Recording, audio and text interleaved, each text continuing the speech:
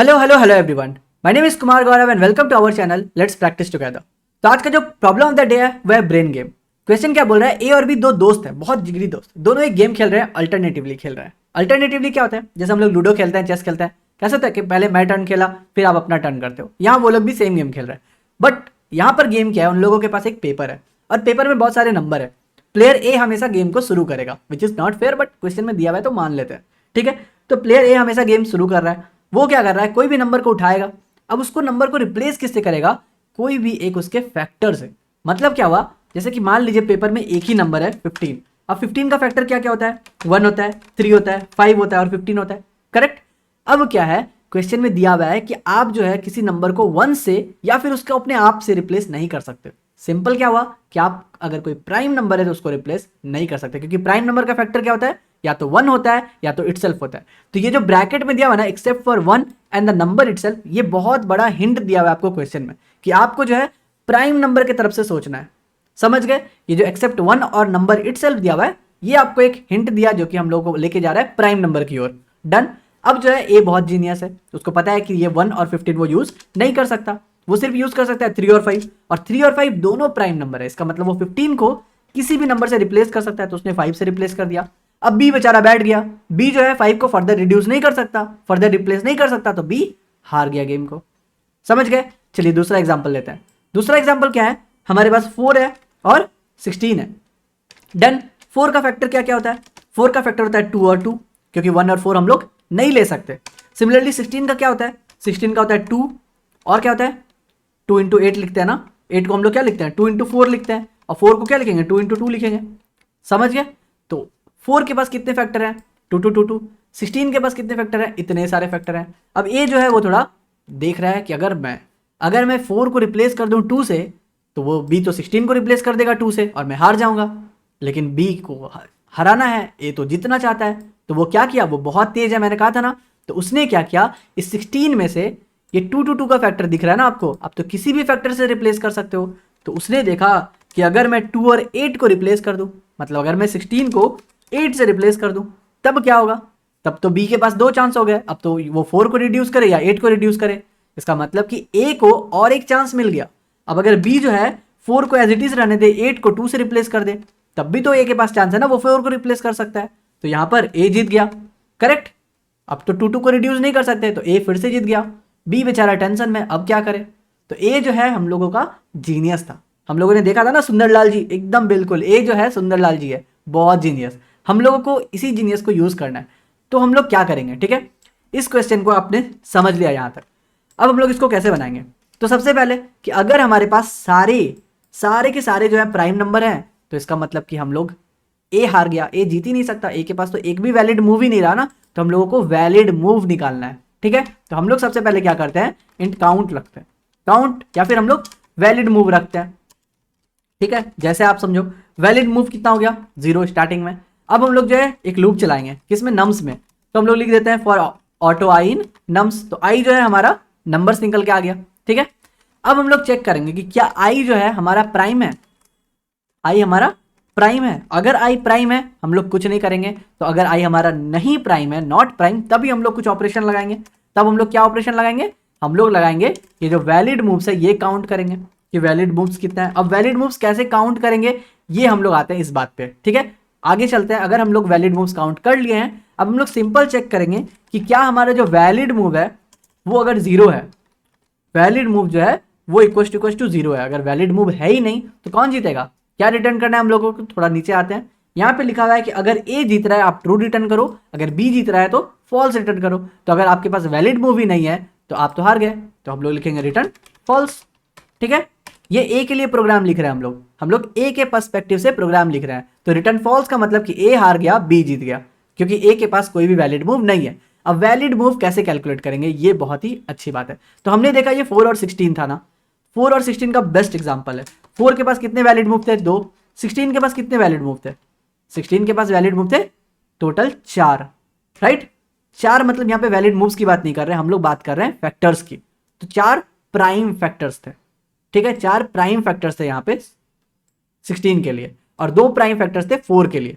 अब हम लोग जो है सिंपल सा पेयर लगाएंगे। पेयर का मतलब क्या हुआ, हम लोग यहाँ पर पेयर देखेंगे कि कितने सारे मूव्स वो कर सकता है, वैलिड मूव्स। तो आप ही देखो, अगर 4 को हम लोग 2 से रिप्लेस कर दें एक ही बार, तो वैलिड मूव्स कितने हैं, एक ही मूव है ना 4 के पास, तो 4 के पास है एक ही मूव वैलिड के लिए, ठीक है।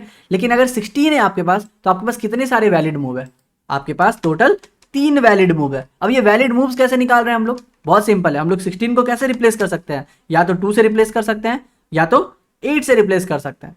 और जब 8 से रिप्लेस कर दोगे तो उस केस में आप फर्दर उसको 2 से रिप्लेस कर सकते हो, समझ रहे हो ना। तो इसका मतलब हमारे पास 3 वैलिड मूव्स है। तो ये वैलिड मूव्स हम लोग कैसे निकाल रहे हैं, बहुत सिंपल है। जितने सारे हमारे पास नंबर ऑफ प्राइम फैक्टर्स निकलेंगे, अगर हम लोग उसमें से एक घटा दे तो हम लोग को नंबर ऑफ वैलिड मूव्स मिल जाएगा। समझ में आया वैलिड मूव्स 3 क्यों आया, क्योंकि ए को जीतना है ना, तो ए क्या करेगा, 16 को 8 से रिप्लेस कर देगा, या फिर 16 को 4 से रिप्लेस कर देगा, किसी से भी रिप्लेस कर सकता है ना, क्योंकि आपको एक फर्दर चांस देना है। और वो फर्दर चांस कैसे आएगा, फर्दर चांस तभी आएगा कि आप जितने आपके प्राइम फैक्टर्स रहेंगे ना, अगर आप उसमें से एक घटा दो तो आपके पास उतने सारे नंबर्स रहेंगे वैलिड मूव्स के लिए। अब मैं ही आपसे पूछूं कि अगर 15 है तो आपके पास कितने वैलिड मूव्स है, सिर्फ एक। क्यों, क्योंकि आप उसको 3 से रिप्लेस करो या फिर 5 से रिप्लेस करो, उसके बाद तो वो अपने आप में ही प्राइम नंबर बन गया ना। ये समझ गए। तो इसका मतलब है क्या, कि हम लोगों को सबसे पहले निकालना होगा उसका प्राइम फैक्टर। तो वैलिड मूव्स क्या हो जाएगा, हम लोग निकालेंगे उसका प्राइम फैक्टर्स, ठीक है। प्राइम फैक्टर अगर आप निकाल लेंगे, किसका निकालना है, यहाँ पे आई का निकालना है, तो हम लोग क्या करेंगे, वैलिड मूव्स बराबर हम लोग बोल देंगे -1 कर दो, तो वो आपका वैलिड मूव्स बन गया। आई होप ये -1 क्यों किया आपको समझ में आ गया, मैंने एग्जांपल देकर के आपको डिटेल में समझाया। तो अब हम लोग लिखते हैं प्राइम फैक्टर का कोई फंक्शन और इस प्राइम का फंक्शन, ये दोनों लिखते हैं, फिर हम लोग देखते हैं और क्या क्या प्रॉब्लम आने वाली है हमारे पास, ठीक है। तो सबसे पहले प्राइम नंबर देखो, प्राइम नंबर के लिए आपको पता है वो जो सीव ऑफ एरिस्टोटेल्स वो वाला जो एल्गोरिथम है वो बेस्ट है, लेकिन हम लोग वो क्यों नहीं यूज कर रहे, क्योंकि हमारे पास जो कांस्टेंट दिया हुआ है ना, वो दिया हुआ है कि आप सिर्फ n जो वैल्यू है वो 1000 ही होगा, और जो नंबर है वो भी 1000 तक ही मैक्सिमम जा सकता है। इसका मतलब हम लोग सिंपल जो है फॉर लूप लगा करके चेक कर सकते हैं, तो हम लोग टाइम कॉम्प्लेक्सिटी एरर नहीं पड़ेगा, हम लोग सिंपल इस प्राइम नंबर लिख देते हैं। क्या लिखेंगे, अगर हमारा n है तो हम लोग को सिंपल चेक करना है क्या, कि 2 से जो है वो स्क्वायर रूट तक में कितने बार डिविजिबल है। तो i equals to 2, i is less than equals to क्या, स्क्वायर रूट ले लेते हैं हमारा n का, और i प्लस प्लस, क्योंकि अगर स्क्वायर रूट के पहले वो किसी से डिविजिबल है इसका मतलब वो प्राइम नंबर नहीं हो सकता, और अगर डिविजिबल नहीं है इसका मतलब वो प्राइम नंबर है, ठीक है। तो अगर n जो है वो i से डिविजिबल हो रहा है तो हम लोग बोल देंगे रिटर्न कर दो आप फॉल्स, तुरंत रिटर्न कर दो फॉल्स, आगे चेक भी नहीं करना है। और अगर ये पूरा फॉर लूप पार कर गया दैट मीन्स रिटर्न ट्रू, ये हमारा प्राइम नंबर है। बहुत ईजी था प्राइम नंबर का फंक्शन, आई होप आपको आता होगा, तो मैं उसमें ज्यादा नहीं एक्सप्लेन कर रहा हूँ। दूसरा था हमारा प्राइम फैक्टर निकालना। प्राइम फैक्टर जो है ये भी आपने किया होगा क्वेश्चन, तो ये जो है बेसिकली हम लोग बोल सकते हैं कि दो क्वेश्चन का कॉम्बिनेशन है। आपको सबसे पहले प्राइम निकालना आना चाहिए, दूसरा प्राइम फैक्टर निकालना आना चाहिए। तो अगर ये आपको नहीं आता है, आप जाकर के वो क्वेश्चन को पहले बनाइए, फिर आप इस क्वेश्चन को आइए, ठीक है। तो हम लोग क्या करेंगे, यहाँ पे हम लोग लिखेंगे काउंट, क्योंकि हम लोग को काउंट करना है टोटल कितना है यहाँ पे। उसके बाद हम लोग क्या करेंगे, इंट नंबर जो है इसका एक कॉपी रख लेते हैं, ठीक है, क्योंकि हम लोग n को रिड्यूस करते हुए चलेंगे। फैक्टर निकालना है हम लोगों को। अब हम लोग बोलेंगे कहाँ से लेना है, 1 से नहीं ले सकते, क्योंकि हम लोग को 1 को और अपने आप को हटा देना है, तो हम लोग 2 से लेते हैं कि i इक्वल्स टू 2 है। i जो है लेस देन है किससे, नम डिवाइडेड बाय 2 से। हम लोग हाफ के लिए चेक करेंगे, क्योंकि फर्दर हाफ हमारा ऑटोमेटिक चेक हो जाएगा, ठीक है। i प्लस प्लस कर रहे हैं। अब हम लोग क्या चेक करेंगे, सिंपल, जब तक हमारा n जो है वो डिविजिबल है किससे, i से। अगर जब तक डिविजिबल है i से, हम लोग अपने काउंट को बढ़ाएंगे और क्या करेंगे, सिंपल n को फर्दर रिड्यूस कर देंगे, ठीक है। बहुत अच्छे, तो हम लोग क्या करेंगे, काउंट प्लस प्लस करेंगे और हम लोग करेंगे n is equals to n divided by i। बढ़िया। और ये जब फॉर लूप कंप्लीट हो जाता है हम लोग रिटर्न कर देंगे काउंट को। तो अगर यहाँ पे हमारे पास कितना था, अगर 4 लेते हैं तो क्या हो जाएगा, 4 डिवाइडेड बाय 2, 2 एक बार काउंट हो गया, और फिर 2 डिवाइडेड बाय 2 और एक बार काउंट बढ़ गया, फिर 1 आ गया, ये लूप से बाहर आ गया, तो हम लोग का 2 हो जाएगा रिटर्न। तो 4 के लिए कितने प्राइम फैक्टर है, 2 प्राइम फैक्टर है। और जब 2 प्राइम फैक्टर है तो वैलिड मूव्स कितने हैं, वैलिड मूव्स है सिर्फ एक। डन। अब देखिए यहां तक तो क्वेश्चन हम लोगों को समझ में आ गया। अब अगर वैलिड यहाँ पे 0 है तो रिटर्न फॉल्स किए, और अगर वैलिड 0 नहीं आया तो हम लोग रिटर्न ट्रू करेंगे, ठीक है। अगर हम लोग कंपाइल एंड रन करके आपको दिखाएं तो आपको पहला आंसर भी आ जाएगा। क्यों आएगा, क्योंकि सारे के सारे प्राइम नंबर है, और जब सारे के सारे प्राइम नंबर है तो वैलिड तो 0 है, इसलिए हमारा आंसर आ गया। लेकिन उस केस में क्या, जब हमारे पास 4 और 16 है तब हम लोग कैसे चेक करेंगे, तो चलिए वो भी मैं दिखा देता हूं। अगर हम लोग 2 बोले और हम लोग बोले हमारे पास 4 है और 16 है, अब बताओ कौन जीतेगा। तो यहाँ पे क्या आएगा आंसर, यहाँ पे आंसर आएगा कि आपका जीता है ए, और हमारा आंसर भी है ए, करेक्ट। क्यों, क्योंकि हमारा वैलिड मूव्स तो 0 आ ही नहीं रहा है, तो मतलब बी कभी जीत ही नहीं रहा है। बी जीत ही नहीं रहा है ना कभी। बी कब जीतेगा?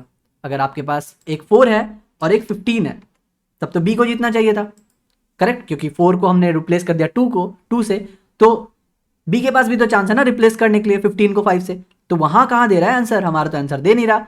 तो इसका मतलब है कि हम लोग बोल सकते हैं कि अगर वैलिड मूव्स जो है हर एक नंबर के लिए, वैलिड मूव्स का हम लोग एक पेयर बना रहे हैं। मतलब कि एक एग्जांपल लेते हैं। एक एग्जांपल क्या लिए? जो था हमारे पास 4 था और 15 था। 4 के लिए कितना वैलिड मूव्स था? 1। 15 के लिए कितना वैलिड मूव्स था? 1। तो हम लोग बोल सकते हैं कि अगर दो नंबर है और दोनों के वैलिड मूव्स सेम है तो हम लोग को जीरो लाना है, वैलिड मूव्स जीरो। जीरो क्यों? पहले ए खेलेगा फिर बी खेलेगा, उसके बाद ए के पास कोई चांस नहीं, तो वैलिड मूव्स जीरो हो जाएंगे और रिटर्न करेंगे हम लोग फॉल्स। तो जब भी हम लोग, बहुत सारे नंबर्स है हमारे पास और सबको हम लोग को कंबाइन करके निकालना है कि किसके पास जो है वैलिड मूव्स लास्ट में जीरो बचते हैं। तो लास्ट में जीरो कब बचेंगे? सपोज हमारे पास और एक नंबर है, मैं वैलिड मूव्स लिख रहा हूं, ठीक है। पहले नंबर, 4 नंबर है टोटल हमारे पास, पहले के लिए वैलिड मूव्स 1 है, दूसरे के लिए भी वैलिड मूव्स 1 है, तीसरे के लिए वैलिड मूव्स 3 है और लास्ट के लिए 2 है, ठीक है। और उसके बाद जो 5th नंबर है उसके लिए भी 3 है और 6th नंबर के लिए 2 है। तो टोटल वैलिड मूव्स क्या आएंगे? तो देखिए टर्न बाय टर्न करते हैं। अगर ए जो है एक मूव खेलता है, बी भी हमारा एक मूव खेलता है। ए अगर 3 मूव खेलता है तो बी भी हमारा 3 मूव खेलता है। ए हमारा 2 मूव खेलता है तो बी भी हमारा 2 मूव खेलता है। मतलब हमारा जो कंडीशन यहां पर बन के आता है कि जितने सारे वैलिड मूव्स जो आ रहे हैं नंबर के लिए वो सेम है, हम लोग को उसको कट आउट करना है, ठीक है। हम लोगों को उसको हटा देना है। तो अगर 2 1 मिले हम लोग इसको हटा देंगे, 2 2 मिले दोनों को हटा देंगे। तो अब हम आप ही बताइए, ऐसा कोई भी हमारे पास ऑपरेटर है जो दो जो इक्वल वैल्यू रहेंगे, अगर x है और दूसरा भी x है तो x और x मिलकर के 0 हो जाए? ऐसा कोई भी है हमारे पास ऑपरेटर? बिल्कुल है। क्या ऑपरेटर है हमारे पास? आता है जोर ऑपरेटर। क्योंकि आपको पता है जोर क्या होता है, 0 0 रहेगा तब भी 0 बना देगा, 1 1 रहेगा तब भी 0 बना देगा, यही था ना हमारा। तो इसका मतलब अगर दो नंबर को हम लोग जोर करते हैं तो हमारे पास वैलिड इनपुट्स 0 आ जाते हैं। तो हम लोग क्या करेंगे, सिंपल अपने जो लॉजिक निकाले थे वैलिड मूव्स का, उसको उसी के साथ जोर कर देंगे, ठीक है। आई होप आपको समझ में आएगा। तो हम लोग क्या कर रहे हैं, वैलिड मूव्स को, जो भी पहले वाले वैलिड मूव्स है ना, उसके साथ हम लोग यहाँ पे सिंपली जोर कर देंगे। जोर करने के बाद क्या आया, दो भी अगर नंबर है जिसके सेम वैलिड मूव्स है तो वो आपस में रिजेक्ट हो जाएंगे। तो इसका मतलब अल्टीमेटली ए के पास क्या आएगा, ए के पास वैलिड मूव्स 0 बचेगा। अगर ए एक मूव चलता है तो बी भी एक मूव चलता है, वैलिड मूव्स बचे 0। अब अगर हम लोग देखिए सेम एग्जांपल 4 और 15 के लिए कर रहे हैं, क्योंकि दोनों के लिए वैलिड मूव्स 1 1 आ रहे हैं, तो यहाँ पे हमारा आंसर बी आ रहा है, जो कि एकदम करेक्ट है, ठीक है। आई होप आपको अच्छे से समझ में आया होगा। तो चलिए मैं सबमिट करता हूं और देखता हूं कि हमारा कोड कहीं पे झाड़ खा रहा है या फिर नहीं। And 140 test cases pass successfully. I hope आपको समझ में आया होगा। अगर कोई भी डाउट हो इस प्रॉब्लम से रिलेटेड आप मुझे कमेंट कर सकते हैं, मैं आपको रिप्लाई दूंगा, ठीक है। तो चलिए कल फिर मिलते हैं नए क्वेश्चन के साथ, तब तक के लिए good bye, stay blessed, stay safe and keep coding.